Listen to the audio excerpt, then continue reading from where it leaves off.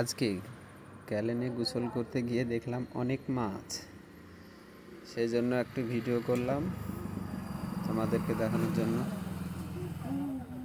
কত সুন্দর খেলাধুলা করছে মাছগুলো, দেখো একদম ছোট বাচ্চাদের মতো, কিন্তু খুব চালাক। ধরতে ধরা দেয় না, ধরতে গেলেই এদিক ওদিক পালিয়ে যায়। বহুত চেষ্টা করা হয়েছে কিন্তু ধরতে পারা যায় না, একটা মাছও ধরতে পারা যায় না। কত সুন্দর খেলাধুলা করছে, কিন্তু ধরতে যাবা আর পারবা না, চুপ করে পালিয়ে যাবে।